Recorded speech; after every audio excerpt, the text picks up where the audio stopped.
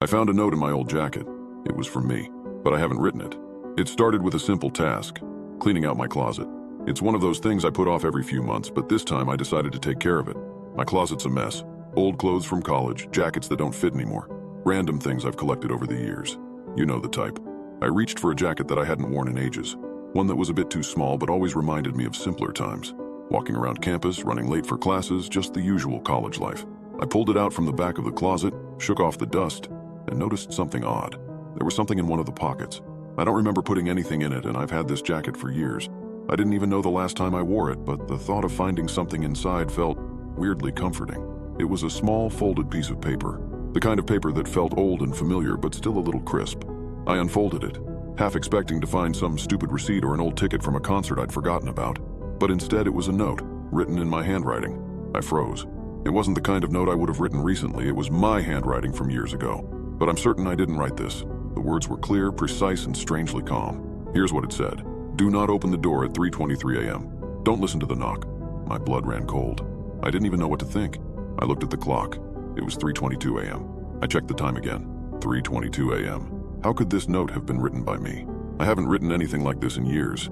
I couldn't remember ever making a note like this, and yet, there it was in my handwriting, in my jacket pocket, as if it had been placed there just moments ago. I stared at the paper for what felt like an eternity. The smell of old leather and paper in the room suddenly felt too thick, like the air was closing in on me.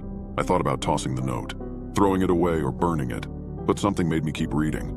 I'm not joking, the knock will come. It will be faint at first, but it will get louder. Don't answer the door, it's not you on the other side. That part didn't even make sense. It made my head hurt just reading it. But before I could even make sense of it, the strangest thing happened. I heard it, a knock. I know it sounds crazy, but it wasn't just any knock.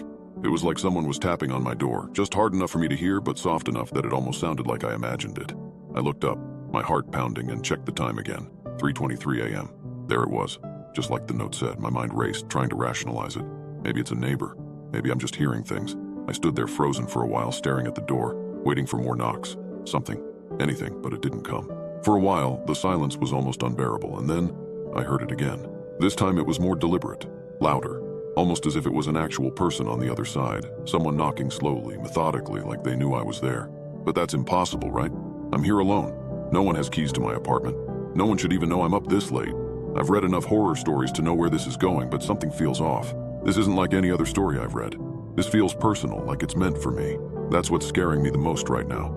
I'm not answering the door. I swear I'm not. But every time I look at the clock, it's like I can feel the time slipping by.